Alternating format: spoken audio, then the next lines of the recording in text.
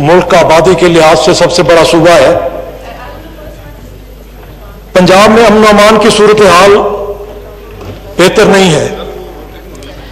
यहां पर हलाकतों, तावान, अजमत दरी की बढ़ती हुई वारदातों से लोग परेशान हैं। जनाब स्पीकर, 2019 की 8 माह की जो पंजाब हुकूमत की रिपोर्ट है उसके मुताबिक यहां पर तकरीबन 3,11,000 जराइम की वारदातें हुई। इसके अलावा कत्ल गारतगरी की तकरीबन 5,510 वारदातें हुई और अगवा बराए तावान की 8,600 वारदातें हुई। अजमत दरी की 200 से ज्यादा वारदातें हुई और इज्तिमाई अजमत दरी तकरीबन 104 वारदातें हुई। जनाब स्पीकर, ये चीजें बहुत ही अलार्मिंग हैं। हुकूमत order in the house please. Raj साहब प्लीज अपनी सोशल डिस्टेंस को भी कायम रखें और अपनी चेयर्स को। जी राज साहब, आपने अगर बातचीत करनी है तो अंदर लॉबी में चले जाएं काइंडली। जी राज साहब बैठे, तशरीफ रखें। हमें भी कुछ दे, जी नवाबजादा साहब हमें भी फंड दिए जाए, हमें फंड नहीं दिए जा रहे। सारा फंड जो 80 अरब मियाली में चला गया, 80 अरब चौसा में चला गया। हमारा क्या कसूर है? हमें फांसी दे दे, हमें जी जारी रखें। हम अपने हकों में जाने के काम नहीं रहे। हम जाएंगे जाएगा।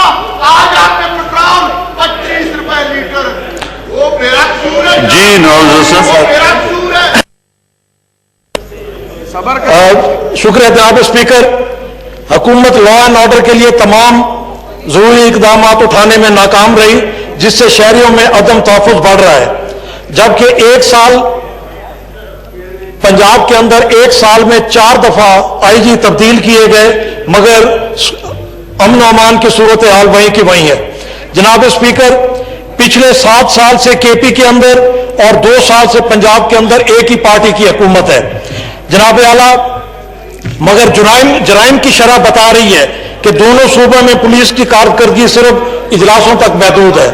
जनाब स्पीकर, हुकूमत जुराइम पेश अफराद के खिलाफ कार्रवाई करने की बजाय ऑपोजिशन के खिलाफ हुकूमती मशीनरी इस्तेमाल कर रही है। जनाब स्पीकर, इस हाउस के सीनियर पार्लियामेंटेरियन सैयद खुर्शीद शाह साहब बगैर किसी सबूत, बगैर किसी रेफरेंस के सिर्फ और सिर्फ झूठे इल्जामात की बुनियाद पर 1 साल से जेल में हैं, जबकि आटा और चीनी के जो चोर हैं उन्हें प्रोटोकॉल के साथ मुल्क से फरार कराया जाता है। जनाब स्पीकर, सानिया साहिवाल, जिसके बारे में यहां हमारे ऑनरेबल मिनिस्टर साहबान ने भी बुलंद बांग दावे किए थे, उसका नतीजा भी आपके सामने है। जनाब स्पीकर, तकरीबन 2 सालों से लाखों खानदान गुर्बत की लकीर से नीचे जा चुके हैं और इसी तरह लाखों लोग बेरोजगार हो चुके हैं। आज करप्शन का यह आलम है कि आलमी रेटिंग में पाकिस्तान, ये वाहिद 2 सालों में पाकिस्तान ने तरक्की की है कि हम 2 पॉइंट ऊपर चले गए हैं। जनाब स्पीकर, सरकारी MNA टीवी टॉक शोज में भी इसका जिक्र करते हैं कि करप्शन जो है वो 10,000 से अब 30,000 तक पहुंच चुकी है। जनाब स्पीकर, ये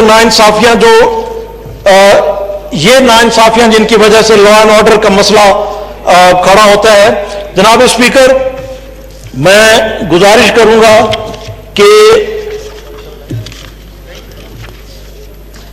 अवाम को इनके हकूक दिए जाएं और हकूक देने से ही लॉ एंड ऑर्डर का मसला हल होगा। जनाब स्पीकर, इस तमाम सूरत हाल को देखते हुए हमारा हुकूमत से मुतालबा है कि वजारत दाखिला के लिए बजट में 1 रुपए की कटौती की जाए और तारीख ऐवान से मंजूर की जाए। थैंक यू जनाब।